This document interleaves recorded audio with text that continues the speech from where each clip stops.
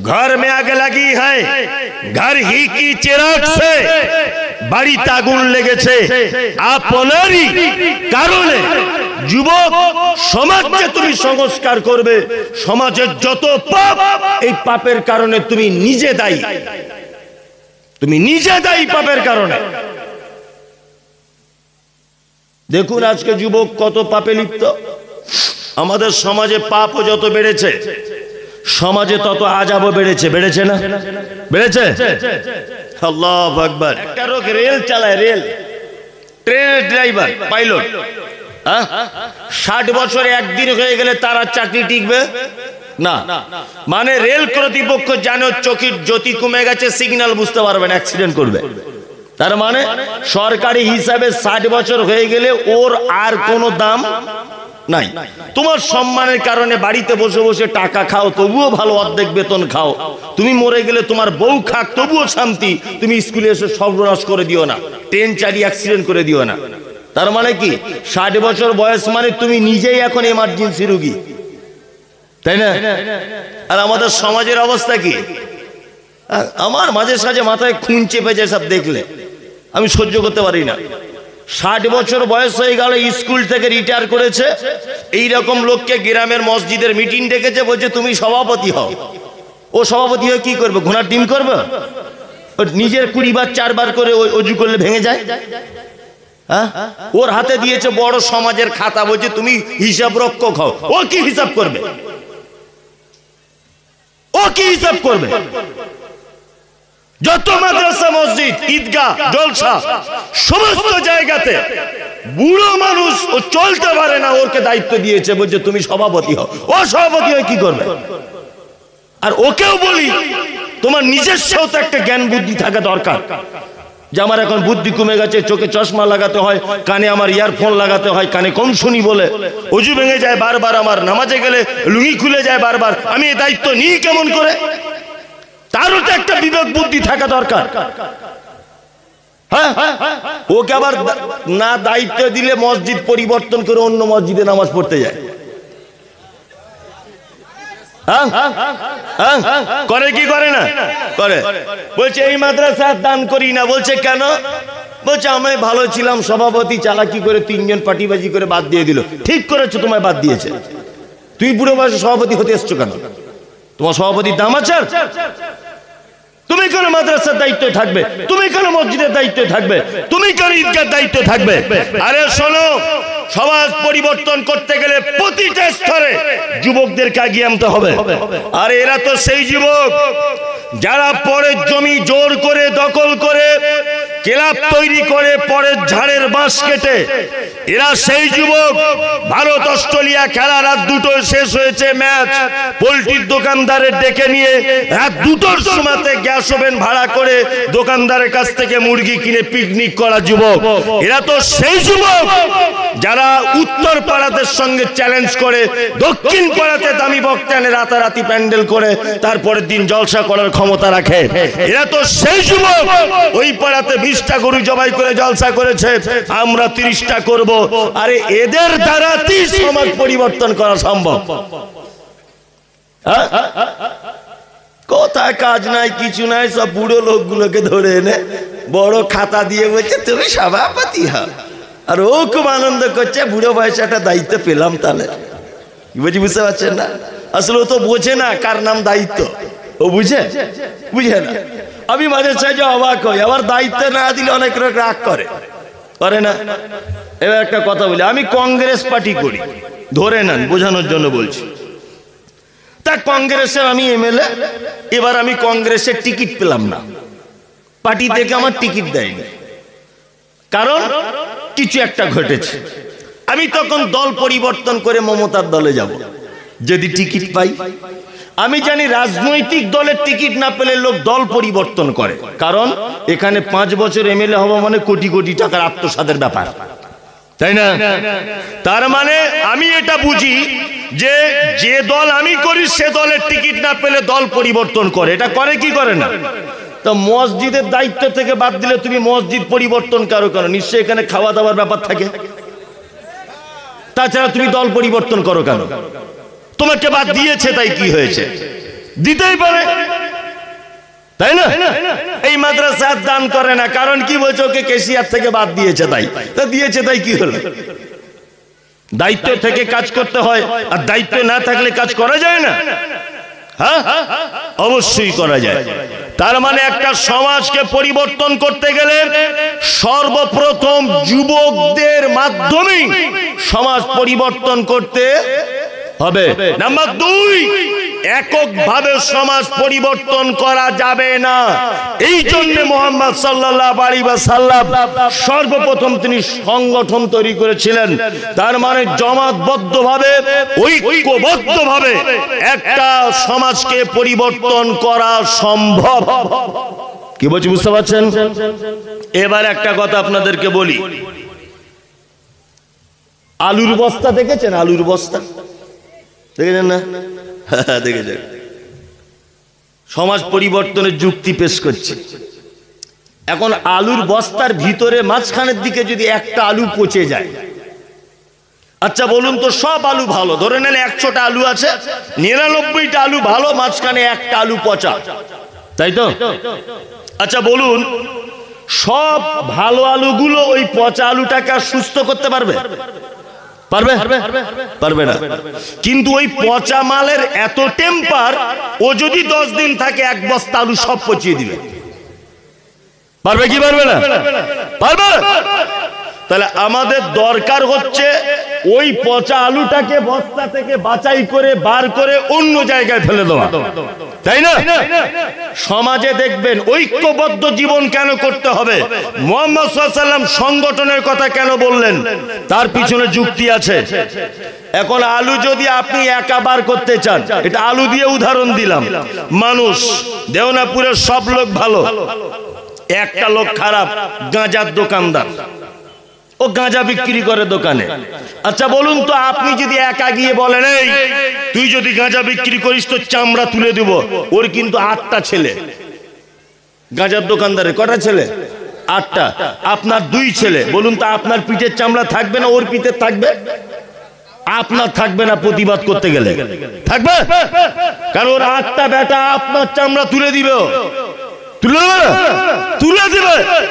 তার মানে বোঝা যাচ্ছে এককভাবে যদি ওই গাঁজার দোকানদারকে আপনি বিরোধিতা করেন, বা তার বাতিলকে যদি আপনি সমাজ থেকে উৎখাত যদি করতে চান, এককভাবে কোনোদিন সম্ভব হবে না।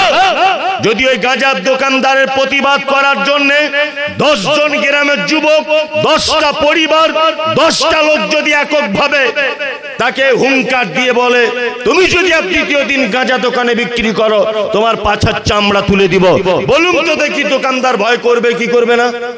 করবে। তার মানে বোঝা যাচ্ছে একা একা সমাজ পরিবর্তন করা যাবে না।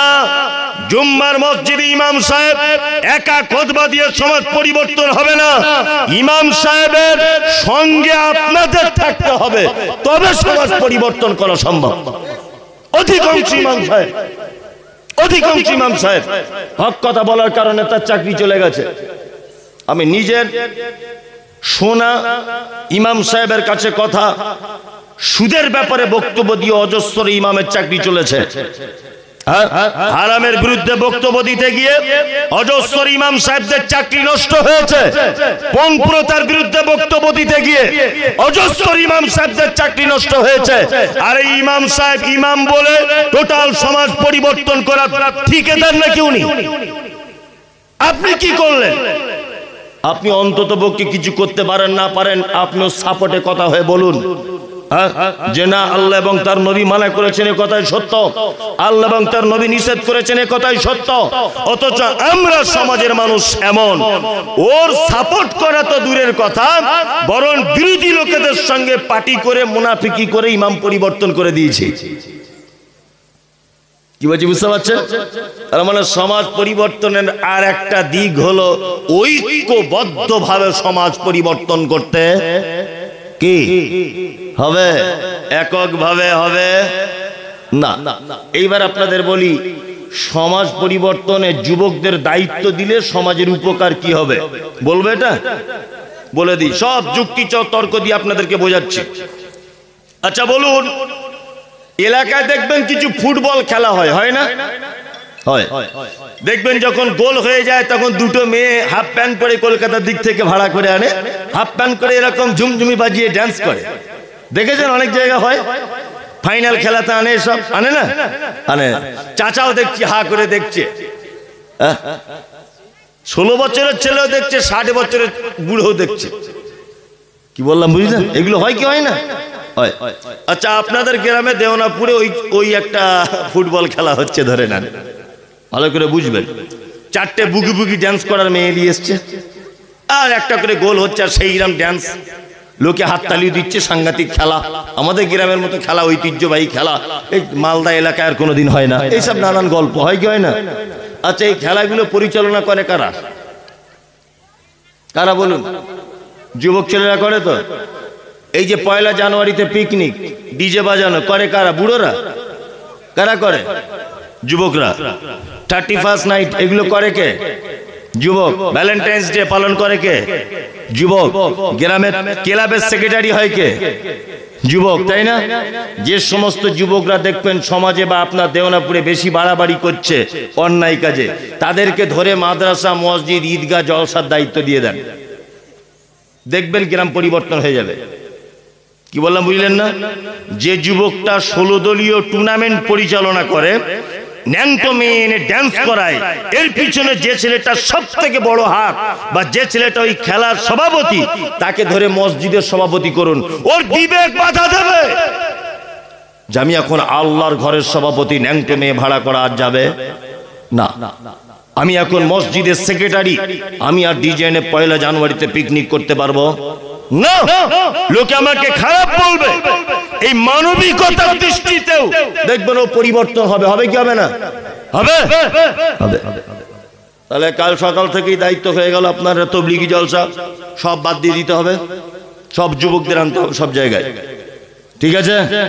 আর যুবকদেরকেও বলছি, তোমরা তো এটা জানো যে সারা পৃথিবীতে তোমাদের কারণেই অন্ধকার জায়গাতে আলো জ্বলেছে, তাই না? তার দৃষ্টান্ত দীর্ঘ 15 বছর যাবত পার্শ্ববর্তী দেশ, যে দেশের বর্ডারের কাঁটা তার দেখা যায়, তার নাম বাংলাদেশ।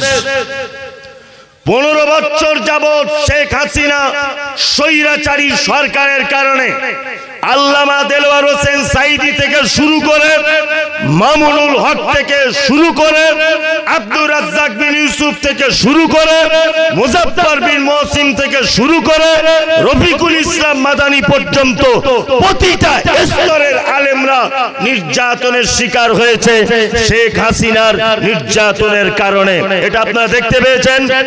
শেখ হাসিনার 15 বছরের এই গুন্ডাগিরি, এই মস্তানি, অজস্র যুবকদের রক্তের কারণে শেখ হাসিনা আজকে পালাতে বাধ্য হয়েছে। বাংলাদেশ এখন মুক্ত আলেম ওলামাদের দেশ। তারা এখন নিজের ভাষাতে, মায়ের ভাষাতে, নিজের স্বাধীনতার সাথে কথা বলতে পারছে। আগে বাংলাদেশ আলেমদের স্বাধীনতা ছিল না। সামান্য হাদিস কোরআনটা অনেক দূরের কথা, ওটা পরে বলছি। পার্শ্ববর্তী দেশকে নিয়ে শিক্ষা গ্রহণ করুন। যুবকদের আন্দোলনের কারণে একটা জাতি তার স্বাধীনতা পেয়েছে কথা বলার, তার নাম বাংলাদেশ। বুড়ো লোকেরা শেখ হাসিনার বিরুদ্ধে চারণ করেনি, করেছে কারা? তরতাজা যুবক, তরতাজা যুবক। ওই জন্য আপনাদের কাছে বিনীত অনুরোধ, প্রতিটা ইসলামিক সেক্টরের যুবকদেরকে আগিয়ে আনবো ইনশাআল্লাহ, ইনশাআল্লাহ। এইবার আপনাদেরকে বলছি, আচ্ছা সমাজ যে সংস্কার করতে হবে, এটা কি অবশ্যই করা দরকার? সমাজের কি কিছু রোগ আছে? আছে? আছে। রোগে তো ভর্তি, রোগে ভর্তি না? আমি মাঝে সাঝে অবাক হই, 15 জন মেয়ে ছেলে গোল করে বসে আছে। 15 জন, একজন মাঝখানে একটা খাতা নিয়ে বসে আছে, আর একজন মেয়ে ছেলে দেখছি হাওয়া করছে পাখা নিয়ে। ও নিজের বরকে জীবনে হাওয়া করে না, আর নিজের বরকে কোনোদিন আপনি বলে কথা বলে না, ওকে আবার বলছে স্যার। স্যার কি বললাম বুঝলেন না?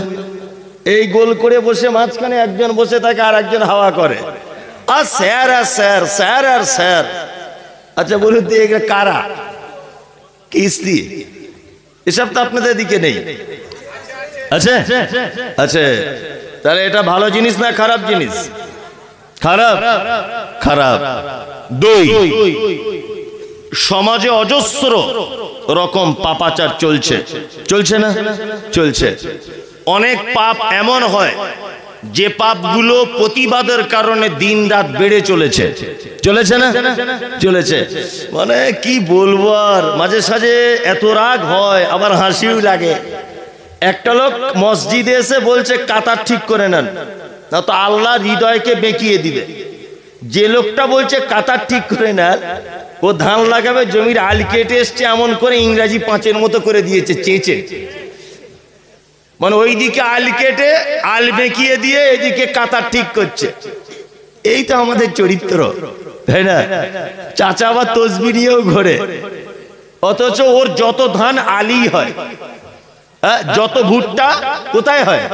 আলে হয়, তাই না? এরকম লোক এখানে নেই? আছে। মাঠে গেলে আমি বুঝতে পেরেছি, রাতে গাড়ির আলোতেই বুঝতে পেরে গেছি যে চিজ কেমন। আলিগুলো এইটুকুটুকু, মানে মানুষ হেঁটে যাওয়ার লাইন নাই। আবার চাচা দেখছি মসজিদের মুয়াজ্জিন, আজানও দেয়, তসবি নিয়েও ঘুরছে। মানে এ সমাজ চিকিৎসা মানে একেবারে ওপেন সার্জারি করতে হবে সমাজকে। কি বলছি বুঝতে পারছেন না? ওই প্যারাসিটামল আর ওই র্যানটাক জিনটাক দিয়ে কাজ হবে না, রোগী সুস্থ হবে না। একেবারে চিড়ে ফেরে সব মাল বাদ দিয়ে নতুন করে ঢোকাতে হবে। মানে এমন ভাবে অসুস্থ সমাজ, ঠিক বলছে কিনা? এই সমাজকে পরিবর্তন অবশ্যই সংস্কার করা দরকার। কি বললাম বুঝলেন? চলুন এইবার আপনাদেরকে একটা কথা বলি, সেটি হচ্ছে এই, সমাজ পরিবর্তন করবেন তাহলে ঐক্যবদ্ধভাবে। 2, যুবকদেরকে দিয়ে। নাম্বার 3, শিক্ষা ছাড়া কোনো জাতির পরিবর্তন আসতে পারে না। আল্লাহ তাআলা পবিত্র আল কোরআনে বলছেন, ওয়ারিজানিল জাহিলিন, মুহাম্মদ সাল্লাল্লাহু আলাইহি ওয়াসাল্লাম, আপনি অশিক্ষিত মূর্খ তাদের থেকে দূরে থাকবেন। এ কথা কাকে বলছেন? মুহাম্মদ সাল্লাল্লাহু আলাইহি ওয়াসাল্লামকে বলছেন। কে বলছেন? কে? আল্লাহ। আল্লাহ বলছে আপনি মূর্খ মানুষদের কাছ থেকে দূরে সরে আসুন। তাহলে যে ছেলেটা সমাজ পরিবর্তন করবে তাকে লেখাপড়া জানতে হবে কি হবে না? হবে। মুহাম্মদ সাল্লাল্লাহু আলাইহি ওয়াসাল্লাম লেখাপড়া জানতেন না? এই জন্য আল্লাহ তাআলা সর্বপ্রথম আয়াত অবতীর্ণ করলেন, ইকরা, আপনি পড়ুন। কারণ জ্ঞান না থাকলে, পড়াশোনা না থাকলে সমাজ পরিবর্তন করা যাবে না। পড়াশোনা জানতে হবে। কি বলছি বুঝতে পারছেন? এখন পড়াশোনা জানা লোকের কোনো কাজ আছে? এখন কাজ নাই। এখন পয়সা যার আছে তার কাজ আছে। কিছুই জানে না, গন্ড মূর্খ পচা। ও দেখছি টাই পরে বসে আছে স্টেজের উপরে। কি ব্যাপার গোলাম হোসেন?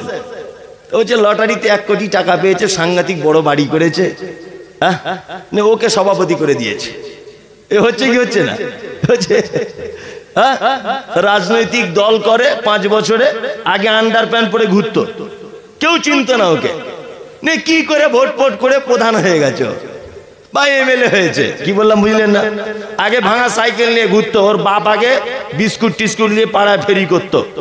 এই 1 বছর এমএলএ হবার পরে দেখছি ওরি বাবা 3টে বুলেট গাড়ি, একটা 4 চাকা হয় না, 4টে BMW। জলসার বিশাল বড় প্রধান অতিথি। মনে মনে ভাবছি 1 বছরে এত টাকা পেলি কোথায়? তোর বাপের কি ছাপাখানা আছে?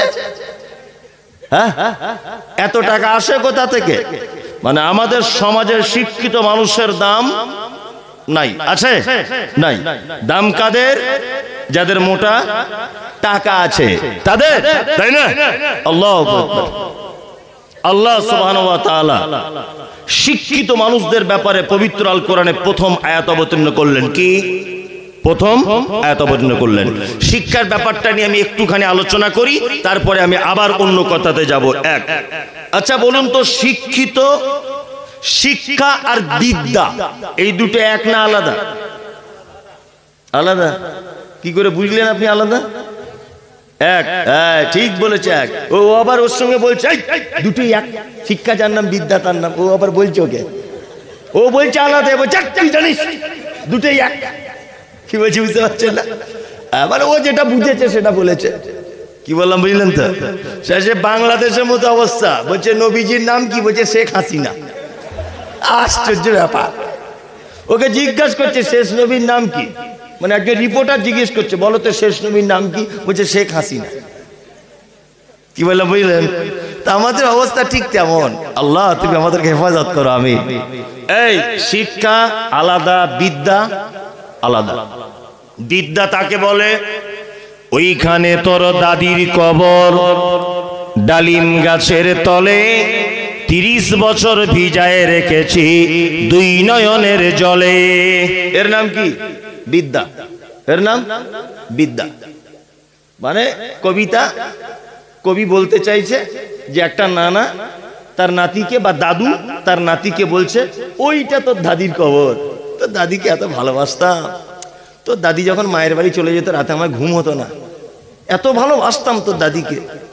30 বছর তো আগে তোর দাদি মারা গেল, ওই ডালিম গাছের তলায় তার কবর। আরে দাদু ভাই, তোর দাদুর প্রেম আমি আজও ভুলতে পারিনি।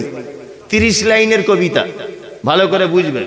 আচ্ছা এই 30 লাইনের কবিতা যদি আমার বেটা স্কুলে গিয়ে মুখস্থ করে, আমার বেটার কোনো কাজ আছে মুখস্থ করে? তোর দাদির কবর তো আমার বাপের কি?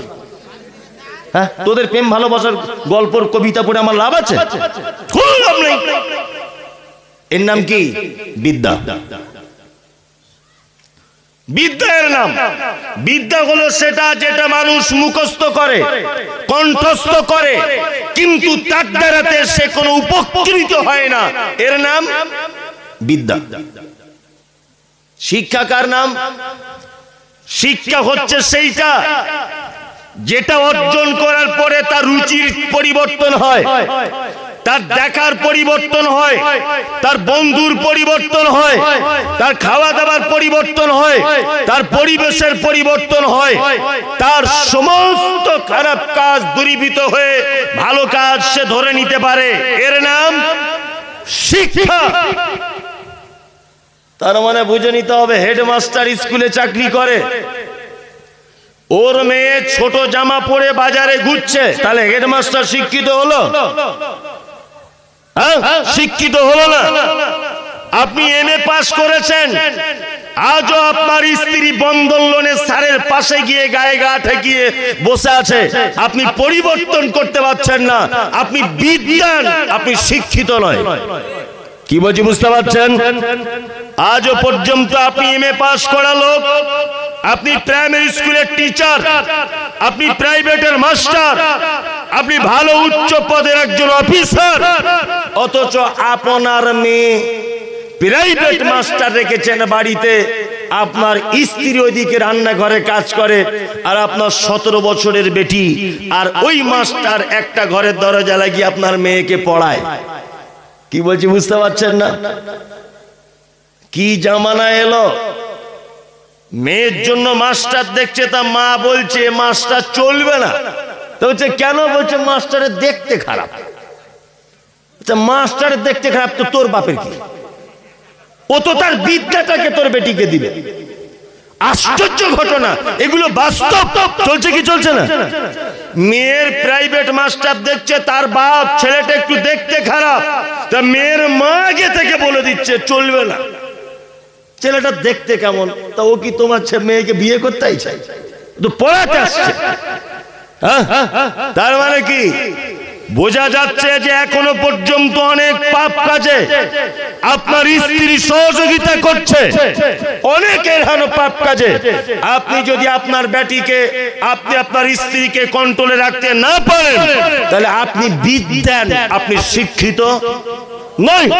শিক্ষিত মানে ওই লোক যত রকমের অন্যায়, যত রকমের পাপাচার, যত রকমের সমাজ বিরোধী কাজ, সমস্ত কাজকে ত্যাগ করে ভালো কাজকে গ্রহণ করবে, একে শিক্ষিত। কি বললাম বুঝলেন? এবার শিক্ষার বিদ্যা দেখালাম। এবার আমি একটা জিনিস দেখাবো, সেটা হচ্ছে এই, আচ্ছা বলুন প্রকৃতপক্ষে শিক্ষিত কে আর বিদ্বান কে? আল্লাহর নিকটে শিক্ষিত কে, আল্লাহর নিকটে মূর্খ কে? এটা জানতে ইচ্ছা করে কি করে না? করে। আল্লাহ তাআলা বলছেন কুল, নবী আপনি বলুন, হাল ইয়াস্তাবিল্লাযীনা ইয়ালামুনা ওয়াল্লাযীনা লা ইয়ালামুন, যারা জানে আর যারা জানে না এরা কি সমান? সমান না। বলুন এখানে কি জানার কথা বলেছেন? কি জানার কথা? পবিত্র আল কোরআন এবং সহিহ হাদিস এর জ্ঞান যাদের ভিতরে নেই, আল্লাহ সুবহানাহু ওয়া তাআলার নিকটে তারা শিক্ষিত হতে পারে না। যাদের ভিতরে দ্বীনের জ্ঞান আছে তারা শিক্ষিত। আল্লাহ সুবহানাহু ওয়া তাআলা এই কথা বলছেন। মুহাম্মদ সাল্লাল্লাহু আলাইহি ওয়াসাল্লামকে আল্লাহ তাআলা আরো বলছেন কুল হাল ইয়াস্তাবিল আমা ওয়াল বাসীর ওয়াজ যুলুমাতি ওয়ান নূর, নবী আপনি বলুন অন্ধ লোক আর চোখওয়ালা লোক এরা দুজন কি সমান? সমান। তো এখানে কাদেরকে চোখওয়ালা বলা হয়েছে, কাদেরকে অন্ধ বলা হয়েছে? কাদের? শিক্ষিতরা চোখওয়ালা। কি বললাম বুঝলেন? কোন শিক্ষিতরা? যাদের ভিতরে দ্বীনের জ্ঞান রয়েছে, হাদিসের জ্ঞান রয়েছে আর কোরআনের জ্ঞান রয়েছে, এরা কি শিক্ষিত, এরা চোখওয়ালা। যাদের ভিতরে দ্বীনের জ্ঞান নেই এরা কি? অন্ধ। এবার এখানে একটা মজার কথা বলি, অনেকজন রেগে যাবেন, আর রেগে গেলেও আমার কিছু করার নেই, আর আমাকে ডাকবে না হয়তো, আর আমি আর আসবো না, কিছু একটা হবে। ঘটনা হচ্ছে এই, তাহলে আল্লাহ বলছে যারা কোরআন জানে এরা চোখওয়ালা লোক, আর যারা জানে না কি? অন্ধ। আমি মমতাজুল ইসলাম অন্ধ, চোখে দেখতে পাই না, ভালো করে বুঝবেন। আমার হাতে একটা 5 ব্যাটারি লাইট দেওয়া হয়েছে। আমার পিছনে এই যে ভাই সাহেব বসে আছেন, ওর বাড়ি হচ্ছে কুচবিহার ধরে না, তা ও দেওনাপুরি এসেছে, তা আমার হাতে একটা 5 ব্যাটারি লাইট দিয়ে যদি বলে যে এই লোকটাকে একটু পাকা রাস্তা পর্যন্ত পৌঁছে দাও তো, আচ্ছা বলুন আমি অন্ধ, আমার পক্ষে লাইট নিয়ে ওকে পৌঁছানো সম্ভব? যাওয়ার সময় হয়তো কোন রকম ওর ভরসাতে গেলাম হাতটা ধরে, আসবো কি করে ও চলে যাবার পর? আমি তো অন্ধ। তাহলে অন্ধ লোকের লাইটের কোনো কাজ আছে? আছে না। 5 ব্যাটারি লাইট দেওয়া মানে এটা বোকামি, তাই না? আমাদের মাদ্রাসাগুলো যত আছে, শোভাপুর মাদ্রাসা, ওইদিকে শেরশাহী মাদ্রাসা, ওইদিকে আরো যা সব মাদ্রাসাগুলি আছে, এই মাদ্রাসা থেকে দ্বীনের আলো বার হয় না? হয় কি হয় না? কোরআনের আলো বার হয় কি হয় না? হয়। হয়। এইগুলো একটা অন্ধকার ঘর নয়, আলোময় ঘর। কোরআনকে কি বলা হয়েছে? নূর, আলো, তাই না? এখন এই আলোর দায়িত্ব দেওয়া হয়েছে কাকে? অন্ধকে। কোরআন জানে না, হাদিস জানে না, বলছে তুমি সভাপতি হও। হ্যাঁ, আর ও অন্ধ হয়েও গেছে সভাপতি। সারা পশ্চিম বাংলায় এ কথা আমি আগেও বলেছি, আবার বলছি, কথা ভালো করে যুক্তি দিয়ে শুনে রেখে দেন। এক, সারা বাংলা জুড়ে যত মিশন আছে, প্রতিটা মিশন আজকে 1 তলা, কাল 2 তলা, তারপরের দিন 4 তলা হচ্ছে কি হচ্ছে না? আর আপনি মাদ্রাসাগুলোর দিকে তাকিয়ে দেখুন, গরুর গাড়ির মতো ধিক ধিক ধিক। আগে পায়খানা ঘরের দরজা ছিল, এখন দরজা ছাড়াই। ঠিক বলছি কিনা? কোন উন্নতি আছে? কোন উন্নতি নেই। কারণ মিশন যারা পরিচালনা করে তারা জেনারেল লাইনের শিক্ষিত মানুষ, এই কারণে ওটা ডেভেলপ করতে, উন্নতি করতে খুব সুবিধা হয়। আর আমাদের সারা পশ্চিম বাংলাতে আপনি সমীক্ষা করে দেখুন, যত মাদ্রাসা চলছে, প্রতিটা মাদ্রাসার দায়িত্বশীল মানুষেরা তারা অন্য দলে বা অন্য শিক্ষায় শিক্ষিত, জেনারেল লাইনের লোক, আরবির হওয়া বুঝে না। কি বললাম বুঝলেন? ওই জন্য অবিলম্বে প্রতিটা মাদ্রাসায় আলেমদেরকে দিয়ে পরিচালনা করতে হবে। সভাপতি হবে একজন আলেম, কি বললাম বুঝলেন? সেক্রেটারি হবে একজন আলেম, ক্যাশিয়ার হবে একজন আলেম, মেম্বার হবে একজন আলেম। আরে যে যে ব্যাপার জানে তাকে তো সেই ব্যাপারে থাকা উচিত। যে যে ব্যাপার জানে না সে সে ব্যাপারে থাকবে কেন? আশ্চর্য ব্যাপার না? আশ্চর্য ব্যাপার। যে চোখের ডাক্তার, তাকে যদি আপনি পেটে অপারেশন করতে দেন, রোগী বাঁচবে? হ্যাঁ বাঁচবে না, ওকে চোখের ট্রিটমেন্ট করতে হবে। ও কেন পেট কাটতে যাবে? রুগী বাঁচবে না। তুমি জেনারেল লাইনের একজন শিক্ষিত মানুষ, তোমাকে আমি শ্রদ্ধা করি, তবে তুমি মাদ্রাসার দায়িত্বে আসতে পারবে না। তোমাকে মাদ্রাসার দায়িত্ব নিতে গেলে তোমাকে পর্যাপ্ত পরিমাণে হাদিস এবং কোরআনের জ্ঞান থাকতে হবে। কোন শিক্ষককে দিয়ে কোন হাদিস পড়াতে হবে, কোন ছাত্রকে দিয়ে কোন কিতাব পড়াতে হবে, কেমন ভাবে এই বছরে হাদিসটা পড়াতে হবে, এই ব্যাপারে তোমার সিস্টেম জানা লাগবে। লাগবে কি লাগবে না? লাগবে, তবে উন্নতি করা সম্ভব, তাছাড়া সম্ভব নয়। এইবার আমি আপনাদেরকে বলছি, শিক্ষিত মানুষদের মর্যাদা কতটা এটা জানা লাগবে। বলি তাহলে বলি। আচ্ছা, আদম আলাইহিস সালামকে আল্লাহ তাআলা তৈরি করলেন, ওয়া আল্লামা আদামাল আসমাআ কুল্লাহা সুম্মা আরাযাহুম আলাল মালাইকাতি ফাকালা আম্বিউনি বিআসমাই হাউলাই। আছে না কোরআনে? আছে। আদমকে তৈরি করার পরে আল্লাহ তাআলা শিক্ষিতদের মর্যাদা বলছি। আদমকে তৈরি করার পরে আল্লাহ তাআলা বললেন, আদম এর নাম আম, এর নাম জাম, এর নাম কাঁঠাল, এর নাম অমুক, এর নাম তমুক, এর নাম এই। পৃথিবীর সমস্ত জিনিসের নাম শিখিয়ে দিলেন কে? আল্লাহ।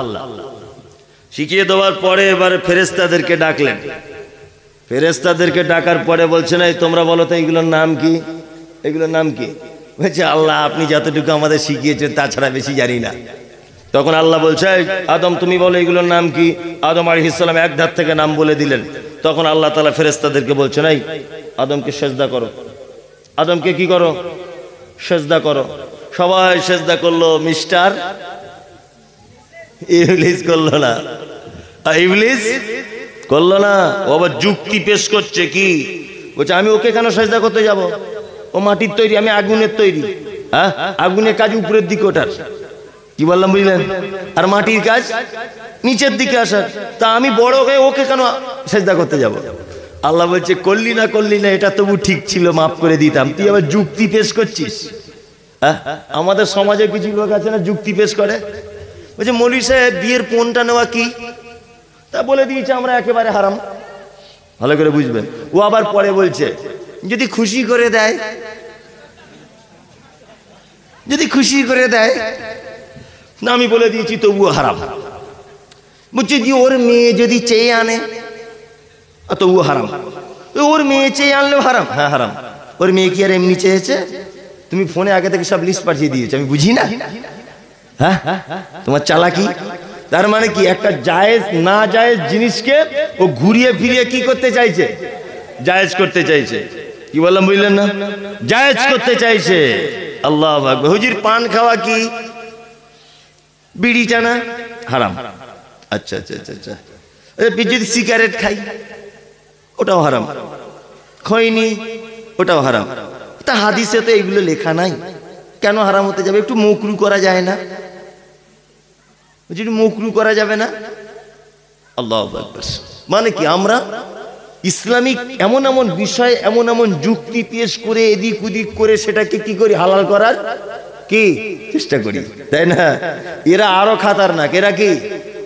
আদম আলাইহিস সালাম ভুল করেছিলেন কি করেননি? গাছের ফল খেয়েছিলেন না? মাপ পেয়েছিলেন? মাপ পেয়েছিলেন। দোয়া করেছিলেন না আদম, কি? রব্বানা যালামনা আনফুসানা ওয়া ইল্লাম তাগফির লানা ওয়া তারহামনা লানাকুনান্না মিনাল খাসিরিন। বারবার যখন দোয়া করলেন আল্লাহ ক্ষমা করেননি।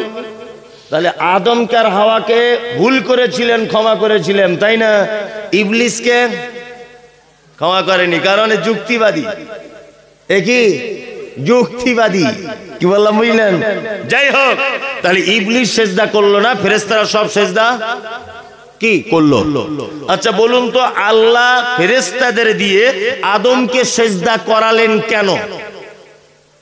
জানা আছে? নেই। ফেরেশতারা তো ফেরেশতা, আর আদম মানুষ, তাই তো? একটা কারণে আদমকে সেজদা করতে হয়েছে। এই মুহূর্তের জন্য আল্লাহ যে পরীক্ষা করলেন, আদম তুমি এই নামগুলো বলো, সব বলে দিল। ফেরেশতারা বলতে পারলো না, তার মানে ফেরেশতাদের থেকে আদম জ্ঞানী বেশি। তাই দুই, ফেরেশতারা আল্লাহর হুকুম কতটা মান্যতা দিচ্ছে এটাও একটা দেখার বিষয়। মূল বিষয় ফেরেশতাদের থেকে তাহলে জ্ঞানী কে? আদম আলাইহিস সালাম। আল্লাহু আকবার। এইবার আপনাদেরকে একটা কথা বলি, তাহলে পৃথিবীর সূচনাতে আল্লাহ সুবহানাহু ওয়া তাআলা আদমকে বেশি জানার কারণে কি করেছেন? সম্মান দিয়েছেন, তাই না? এইবার একটা কথা আপনাদেরকে বলি, শিক্ষিত মানুষদের মর্যাদা কেমন? বাড়িতে কুকুর পোষা যায়? কই কারা কারা না বলছেন দেখি? আমি তো মারবো না, আপনি হাত তুলুন না, তুলুন না। অনেক জনা সবাই বলছে না, তাই না? কুকুর পোষা যাবে না। আমি এ কথা বলে দিয়ে যাচ্ছি, প্রয়োজনে কুকুর পোষা যাবে। কোন কুকুর? যে কুকুর ঘরের মুরগিটা চেনে, অপরের মুরগি দেখলে ধরে। কি বললাম বুঝলেন? ঘরের লোক দেখলে হু হু হু করে না, বাইরের লোক কেউ গেলে তাকে কামড়ে খেতে যায়। তার মানে যে কুকুরের ট্রেনিং দেওয়া আছে এটা ঘরের মুরগি, তার সামনে মুরগির বাচ্চাগুলো ঘুরছে, একবারও ধরে না। অন্যজনের মুরগি গেলে খপ করে খেয়ে নেবে। তার মানে ট্রেনিং প্রাপ্ত, প্রশিক্ষণ প্রাপ্ত কুকুর ইসলামে পালন করা পারমিশন আছে। আপনার ধানের গাদাটা চৌকি দেওয়ার জন্যে, আপনার পোল্ট্রির ফার্মটা চৌকি দেওয়ার জন্যে, আপনার 20টা ছাগল আছে মাঠে বাঁধেন, ওইগুলোকে চৌকি দেওয়ার জন্যে, আপনার বাড়িতে সোনা গয়না টাকা পয়সা অনেক কিছু আছে, বাড়ির বাইরে একটা ঘর করে দিলেন তাকে রাখার জন্যে। যদি ট্রেনিং প্রাপ্ত কুকুর হয় তাহলে আপনি রাখতে পারবেন, বাড়ির বাইরে, ভিতরে নয়। কি বললাম বুঝতে পারছেন? তার মানে বোঝা যাচ্ছে কুকুর পোষা যাবে না। মুহাম্মদ সাল্লাল্লাহু আলাইহি ওয়াসাল্লাম বলেছেন, কেউ যদি বাড়িতে কুকুর রাখে প্রত্যেক দিন সকাল বেলাতে তার আমলনামা থেকে 2টি পাহাড় সমপরিমাণ, উহুদ পাহাড় সমপরিমাণ নেকিকে কেটে মাইনাস করে দেওয়া হবে। কিন্তু প্রশিক্ষণ প্রাপ্ত কুকুর রাখা অনুমতি আছে। শিক্ষিত মানুষ তো দূরের কথা, মুহাম্মদ সাল্লাল্লাহু আলাইহি ওয়াসাল্লাম শিক্ষিত কুকুরকে পর্যন্ত মর্যাদা দিয়েছেন। বুঝাতে পেরেছি? শিক্ষিত মানুষ তো দূরের কথা, শিক্ষিত কুকুরকে পর্যন্ত মুহাম্মদ সাল্লাল্লাহু আলাইহি ওয়াসাল্লাম সম্মান দিয়েছেন। কি বললাম বুঝলেন? এইবার আপনাদেরকে একটা কথা বলি, পবিত্র আল কোরআনে একটি লোকের নামে একটি সূরা অবতীর্ণ হয়েছে। এই লোকটির নাম কি? লোকমান। নবীও ছিলেন না, রাসূলও ছিলেন না। বাড়ি কোথায়? বাড়ি হলো তার দক্ষিণ আফ্রিকা। যে শহরে জন্মগ্রহণ করেছিলেন শহরটির নাম হচ্ছে হাবাসা, বর্তমানে যার নাম ইথিওপিয়া। এই ইথিওপিয়া শহরে বাড়ি, নাম তার লোকমান। এই লোকমান দেখতে ছিল কালো কুচকুচে, ঠোঁটগুলো ছিল মোটা, আর মাথার চুলগুলো ছিল তার পাখির বাসার মতো খোঁচা খোঁচা। দক্ষিণ আফ্রিকার মানুষ মানে দেখতে একদমই খারাপ, তাই না? ঠোঁটগুলো মোটা, কালো কুচকুচে, লম্বা মোটা লোক। এই লোকটার এত জ্ঞান ছিল, আল্লাহ সুবহানাহু ওয়া তাআলা তার জ্ঞানকে প্রাধান্য দিয়ে পবিত্র আল কোরআনে সূরা লোকমান নামে একটি সূরা পর্যন্ত অবতীর্ণ করে দিয়েছেন। তার মানে কোন মানুষের সম্মান তার বংশের কারণে হয় না, কোন মানুষের মর্যাদা তার টাকার কারণে হয় না, কোন মানুষের সম্মান তার রূপের কারণে হয় না, কোন মানুষের সম্মান তার কোন দেশে জন্ম এর ভিত্তিতে হয় না, কোন মানুষের সম্মান সে কোন রাজনৈতিক দলের নেতা এর ভিত্তিতে হয় না, কোন মানুষের সম্মান হয় সে কতটা শিক্ষিত, শিক্ষার উপরে দাঁড়িয়ে থেকে তাকে বিচার করে তার মর্যাদা দিতে হয়। আল্লাহ সুবহানাহু ওয়া তাআলা পৃথিবীর একজন কালো কুচকুচে লোক, দক্ষিণ আফ্রিকার গরিব মানুষ, ছুতোর মিস্ত্রি, ফার্নিচারের মিস্ত্রিকে টেনে এনে পবিত্র আল কোরআনে তার নামে একটা সূরা পর্যন্ত অবতীর্ণ করে দিলেন। তার নাম লোকমান। তার মানে লোকমান ছিলেন হাকিম, প্রজ্ঞাময়, মারাত্মক জ্ঞানী। মুহাম্মদ সাল্লাল্লাহু আলাইহি ওয়াসাল্লাম শিক্ষিত কুকুরকে মর্যাদা দিয়েছেন, আর আল্লাহ সাধারণ একজন ইথিওপিয়ার কালো লোক, শিক্ষিত লোকটা এই কারণে তার মর্যাদা দিতে দিতে কোরআন মাজিদে তার নামে সূরা অবতীর্ণ করে দিয়েছে। তার মানে আমরা শিক্ষিত মানুষদের মর্যাদা দেব ইনশাআল্লাহ, ইনশাআল্লাহ। যুবক, তুমি স্কুলে পড়াশোনা করো, তুমি মাইকেল মধুসূদন দত্ত হও, কাজী নজরুল ইসলাম হও, তুমি রবীন্দ্রনাথ ঠাকুর হও, এতে আমার কোনো আপত্তি নেই। তবে তোমার কাছে এটা আমার বিনীত অনুরোধ, তুমি সাথে সাথে দ্বীনের জ্ঞান অর্জন করো। সাথে সাথে কি করো? দ্বীনের জ্ঞান অর্জন করো। তবে ইদানিং আবার দ্বীনের জ্ঞান অর্জন করাও জেনারেল শিক্ষিত লোকদের জন্য বড় বিপদ।